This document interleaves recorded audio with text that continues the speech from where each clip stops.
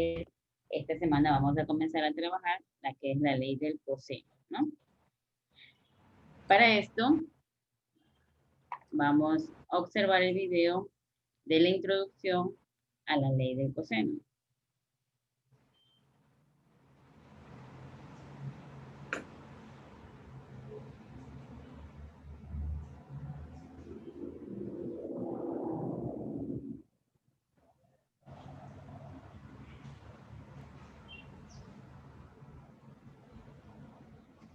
¿Sí me están escuchando, no, chicos?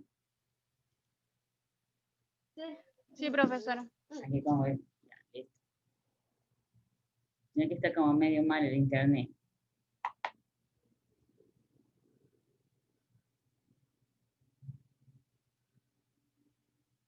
Un segundo.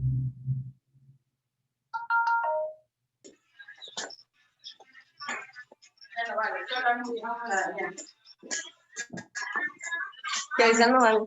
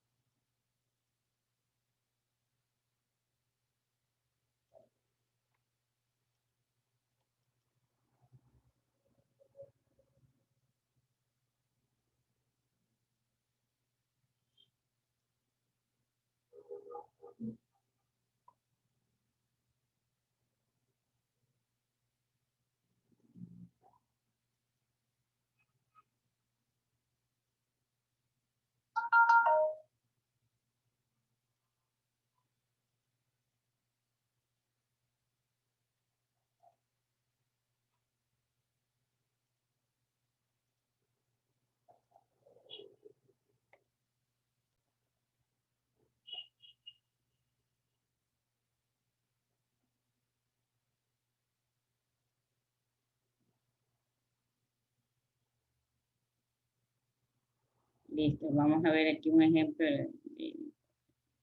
Está muy lento.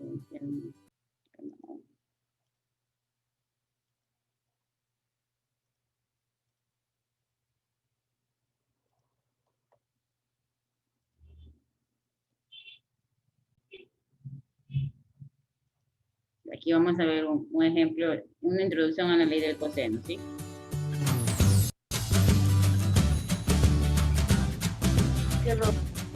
¿Qué tal amigos? Espero que estén muy bien. Bienvenidos al curso de la ley del seno y del coseno y ahora veremos una pequeña introducción a la ley del coseno. Y pues obviamente vamos a aclarar varias cositas que se necesitan para saber y para iniciar con esto de la ley del coseno.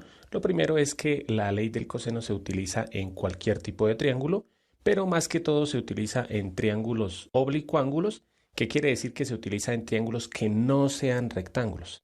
¿Por qué se utilizan ese tipo de triángulos? Porque generalmente cuando los triángulos son rectángulos, o sea, cuando tienen un ángulo recto, supongo que lo vieron ya en temas anteriores, se utiliza o teorema de Pitágoras o razones trigonométricas. Entonces aquí les voy escribiendo el resumen. El teorema de coseno se usa en triángulos oblicuángulos, o sea, los que no son rectángulos.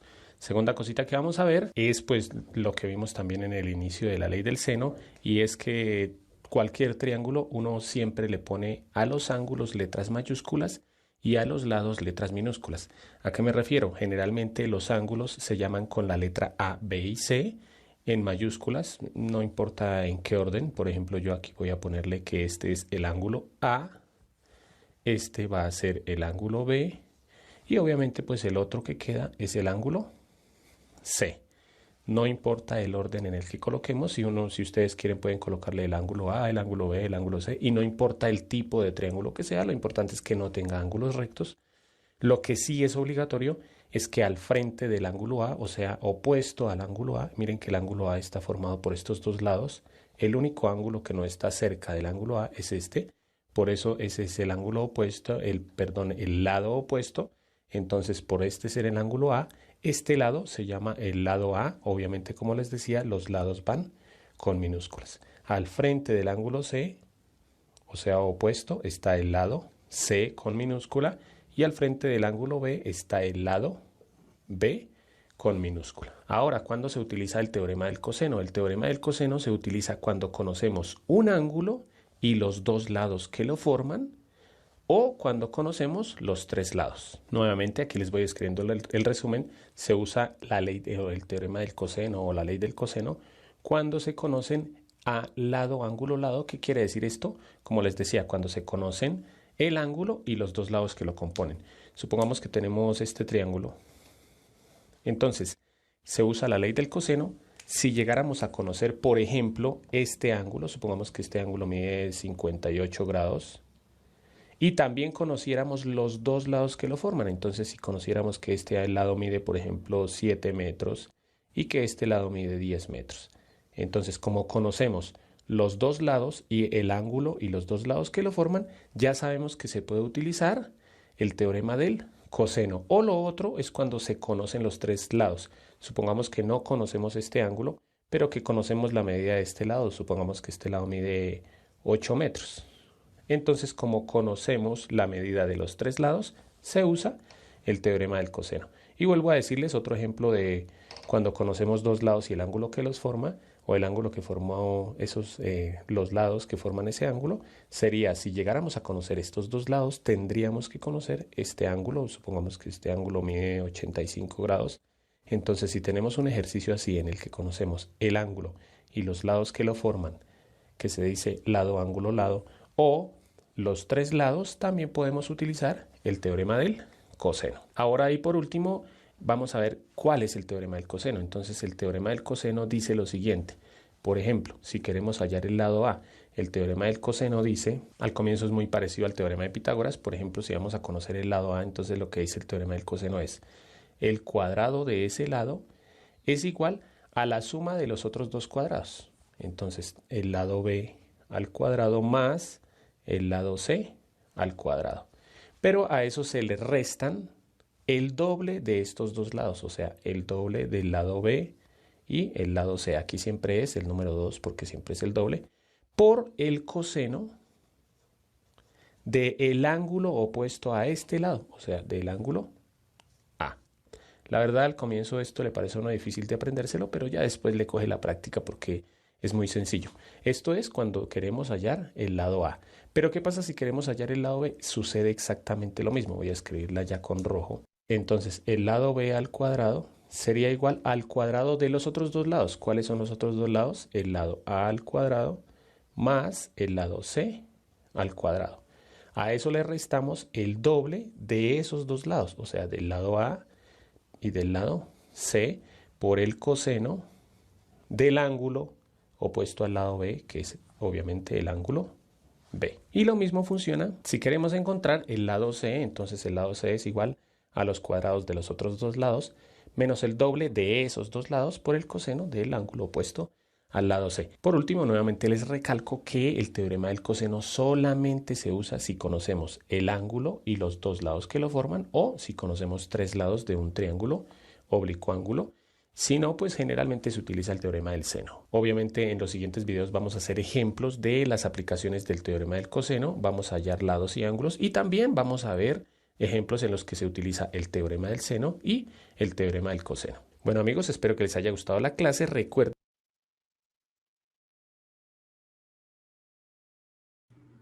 ¿Ya? ¿Qué les parece? Aquí se hemos visto una introducción a la ley del coseno, ¿no? ¿Cuándo realmente vamos a utilizar la ley del coseno? ¿Quién me dice? A ver, ¿qué nos dijo el señor? ¿Cuándo realmente se utiliza la ley del coseno?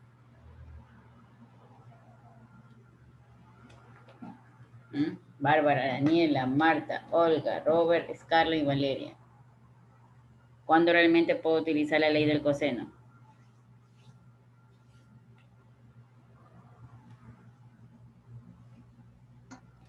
Cuando sus tres lados tienen Su medida.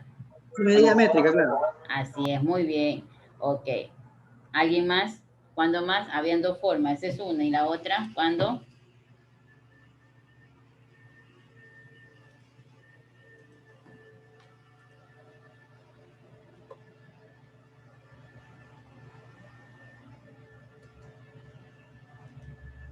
¿Cuándo más? La otra era cuando teníamos dos lados un ángulo, ¿no? Ok. Ahora vamos a ver cómo resolver un ejercicio de ley de coseno. ¿Qué le falta? En este caso, como encontrando un lado. ¿Qué tal, amigos? Espero que estén muy bien. Bienvenidos al curso de Ley del Seno y del Coseno, y ahora veremos un ejemplo de aplicación de la ley del coseno. Y por ser el primer video, pues vamos a hacer el ejercicio más fácil, que es cuando conocemos un ángulo y los dos lados que lo forman. En este caso vamos a encontrar este lado, la medida de este lado. Obviamente esto funciona si conocemos cualquier lado y cualquier pareja de ángulos que lo forman. Por ejemplo, si llegáramos a conocer más bien este ángulo, deberíamos conocer estos dos lados, como ya lo hablamos en el video de introducción de ley del coseno. Pero bueno, vamos a empezar. Lo primero siempre es colocarle los nombres a los ángulos. Acordémonos que a los ángulos se pueden nombrar A, B y C con letras mayúsculas siempre. No importa el orden en el que los coloquemos. Yo pues voy a colocar aquí la letra A, aquí la letra B, y este sería nuestro ángulo C. El ángulo A, el ángulo B y el ángulo C. Lo que sí es obligatorio es que, bueno, vuelvo a decirles, si ustedes quieren pueden colocar aquí la A, aquí la C y aquí la B, eso no hay problema. Lo que sí es obligatorio es que al frente del ángulo A, o sea, opuesto al ángulo A, está el lado que se llama con su mismo nombre, pero en minúscula. Entonces este es el lado A, al frente del ángulo C, o sea, opuesto, está el lado C, y al frente del ángulo B, o sea, opuesto, está el lado B. Eso es lo primero que se debe hacer. Lo segundo, ¿qué es lo que vamos a encontrar? Vamos a encontrar el lado A. Entonces, ¿cuál fórmula utilizamos de las tres? Obviamente acuérdense que lo que vimos en el video de introducción es que las tres fórmulas son la misma, sino que pues una sirve para hallar el lado A, la otra para hallar el lado B y la otra para hallar el lado C. Como vamos a hallar el lado A, utilizamos la fórmula que tiene para hallar el lado A, o sea, la que inicia con la letra A. Entonces la copio aquí y lo único que vamos a hacer pues es reemplazar. Entonces aquí dice A al cuadrado, la A es la misma X, entonces yo puedo colocar A o X porque pues puede ser cualquiera de las dos. En este caso voy a poner X al cuadrado, ¿sí?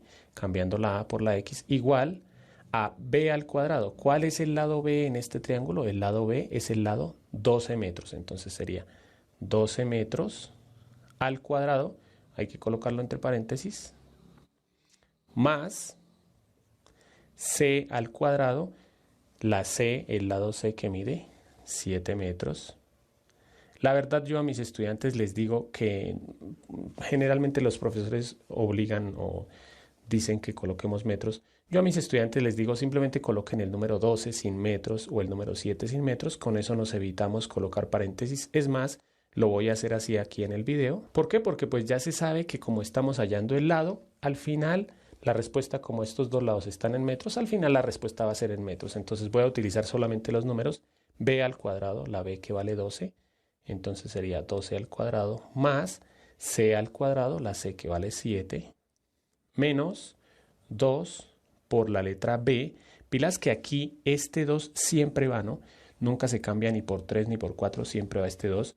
Y pilas que aquí dice 2 por la B por la C por el coseno de A. Entonces 2 por la B, que es 12, por la C, que es 7, por el coseno del ángulo A, que el ángulo A es el ángulo de 40 grados. Aquí el siguiente paso pues ya depende de cada quien.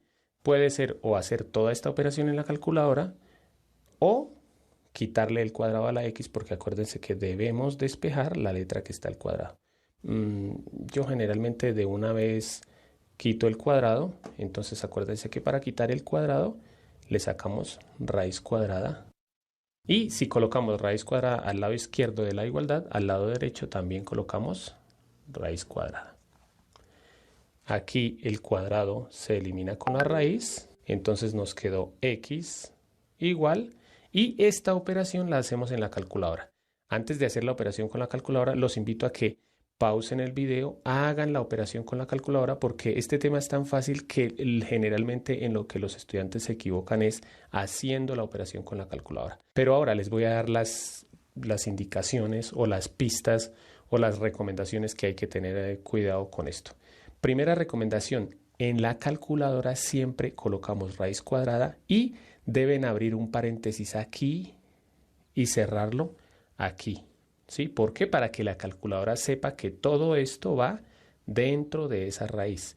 Segunda recomendación, pilas, porque la otra cosita en la que se pueden equivocar es que aquí estamos trabajando con grados, entonces la calculadora en la parte superior debe tener la letra D, que quiere decir grados, o debe decir deg, que quiere decir grados. Esto es la forma sencilla de escribir degree para no escribir grados. Entonces escribimos raíz cuadrada, abrimos este paréntesis, 12 al cuadrado más 7 al cuadrado menos 2 por 12 por 7 por coseno de 40 y cerramos paréntesis. Y la respuesta es 8,01 metros. Como les decía, pilas porque a pesar de que aquí no utilizamos metros como para no complicarnos, al final hay que colocarle a la respuesta la unidad, ¿no? Si estamos hallando un ángulo, generalmente es grados. Si estamos hallando un lado, pues depende de los otros dos, ¿no? Aquí como los dos eran metros, este va a ser metros. Si aquí dice centímetros, pues el otro lado da en centímetros. Esta es nuestra respuesta. Como siempre, por último les voy a dejar un ejercicio para que ustedes practiquen. Ya saben que ustedes pueden pausar el video. En este triángulo van a encontrar la medida de este lado y la respuesta va a aparecer en 3, 2, 1. Espero que ustedes hayan colocado las letras en diferente orden porque para que se den cuenta que no importa. En este caso, como yo coloqué las letras en este orden, el lado que tenía que hallar era el lado C. Por eso tuve que utilizar la fórmula con la letra C. Pero espero que ustedes hayan utilizado otra fórmula para que se hayan dado cuenta que no importa la fórmula y no importa el nombre que le coloquemos a los lados. Lo importante es que esto sí tuvo que haberles quedado igual. C al cuadrado igual a 13 al cuadrado más 9 al cuadrado menos, bueno, lo que dice aquí. Acuérdense que sacamos raíz cuadrada a ambos lados. ¿Por qué? Porque aquí se elimina la raíz con el cuadrado. Nos quedó despejada la C. Y acuérdense de colocar paréntesis aquí y colocar paréntesis aquí en la calculadora. Lo último es que como aquí estos lados estaban dados en centímetros, este también va a estar dado en centímetros. Bueno amigos, espero que les haya gustado la clase. Recuerden que pueden ver el curso completo de ley del seno y del coseno disponible en mi canal o en el link que es en la descripción del video o en la tarjeta que les dejo aquí en la parte. ¿Ya? ¿Qué les pareció el ejercicio? ¿Mm? No es tan difícil. No es tan difícil. Ok, listo. Es casi similar a lo que es el que vimos la semana pasada, la del seno. Este es el coseno. Aquí igual el compañero nos ha puesto la calculadora porque hay chicos que tienen un calculador pero no saben cuál es su manejo porque no se lo han enseñado, ¿no? O no se pudo hacerlo. Ya, en este caso igual él puso ahí. Si ustedes utilizan igual una calculadora de Google o una calculadora de celular, si hay unas modificaciones porque no va a dar igual. ¿Ya? Pero eso ya hay en lo que es en calculadoras en sí, en celular o en pantalla, sí vamos a tener que hacerlo por paso, ¿ya? Ahí no se lo puede hacer directo como lo hizo de una manera directa y le dio el resultado, pero porque es una calculadora científica de mano, manual. Pero cuando ya utilizamos lo que es en computadora celular, siempre cambian las estas por las versiones de cada año que dan en cada software que se pone en cada computador o en cada celular. Entonces, por eso no le va a dar lo mismo. ¿Ya? Entonces, si no le da mi aviso para yo mandarle un videito de explicarle cómo lo puede hacer a través del celular o de la pantalla de Google, que puede poner también calculadora científica, ¿no? En lo que es la tarea, igual ahí le voy a mostrar, ahí tenemos la tarea, el ejercicio de la página 191, el literal 17 y el literal 18. Eso es lo que ustedes van a resolver. Y la pregunta dice, ¿usted cree que puede resolver con esta ley de cocina cualquier triángulo? No, ya sabemos que es solo con los triángulos oblicuángulos, ¿cierto? Ok. Dentro de lo que estábamos aquí, teníamos lo que era la amistad. Había un video sobre la amistad. ¿Qué es para ustedes la amistad? ¿Cómo consideran ustedes una amistad? ¿A quién?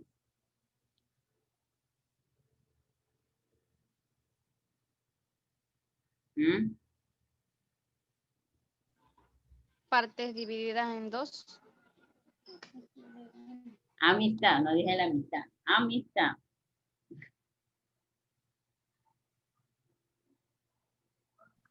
Lealtad. Lealtad. Esa es una de las partes importantes de la amistad, la lealtad. Que nuestro amigo esté en las buenas y en las malas, no solo en las malas ni solo en las buenas.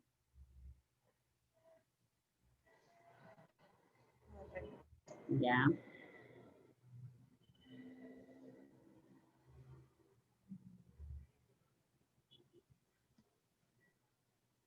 Los sentimientos y emociones más importantes de la vida, como el amor, la lealtad. Se encuentra uno también con la traición, con el engaño, con la vergüenza. Ser un buen amigo es el objetivo. ¿Qué busco de mis amigos? ¿Por qué me frustra algo de mis amigos? ¿Por qué siento que es una traición terrible la que me hace un amigo? Como si yo no lo hiciera. ¿Por qué mis amistades todas son flaquitas? Todos son gorditos. ¿Por qué solo tengo amigos hombres? ¿Por qué solo tengo amigos mujeres? Es un diagnóstico increíble. Mi cerebro comienza a seleccionar las personas que quiero que sean mis amigos. ¿Por qué solo busco amistades que son exitosos? ¿Por qué solo busco amistades que les importa un bledo la vida?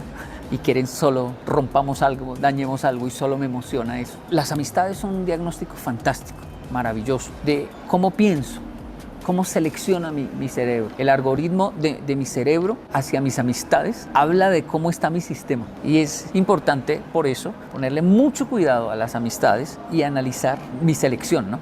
Finalmente, para llegar a un tesoro grandioso, y es aprender a ser un buen amigo. Si yo aprendo a ser un buen amigo, si yo paso esa cumbre de quiero tener buenos amigos y aprendo a ser un buen amigo, siento que me desarrollo como persona muy bien. Yo he visto muchas personas dar la vida por gente que ni conocen y creo que es de hecho un instinto del ser humano el salvar a otro, como también hay instintos de empujar a otro para que no me caiga a mí.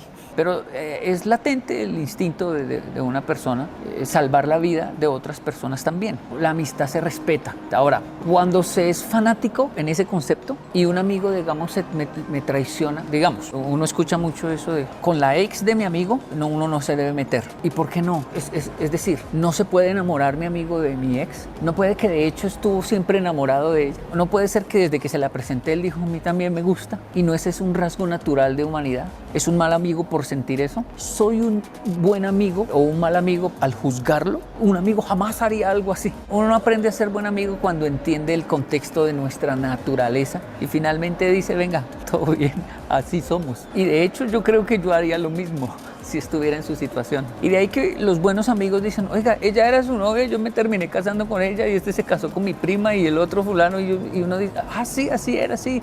Nunca perdimos la amistad porque pues finalmente en la amistad se entiende que el mundo avanza y hay amistades que uno dice, oiga, no hablamos casi, no, años sin vernos y nos veíamos y era como que hace poquito estuvimos jugando fútbol, sí, porque la amistad es sana. En conclusión, ¿cuál cree que debería ser las características para mantener una buena amistad?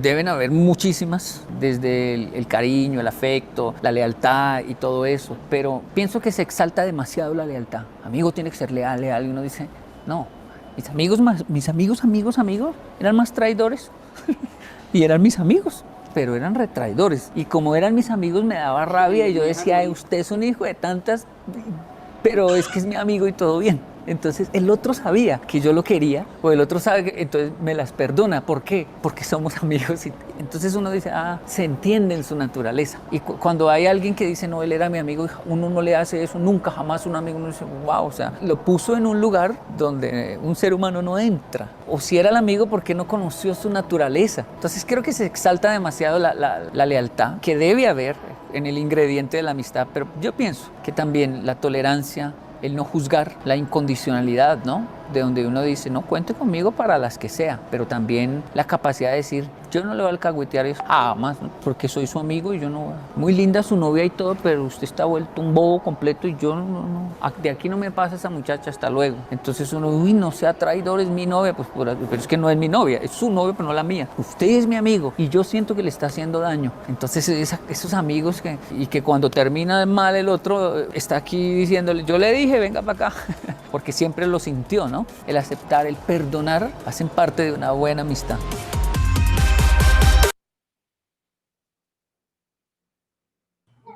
Listo, chicos, me despido. Cualquier cosa ya sabe, lo hace de manera por WhatsApp. Ya está aquí la compañera Alexandra.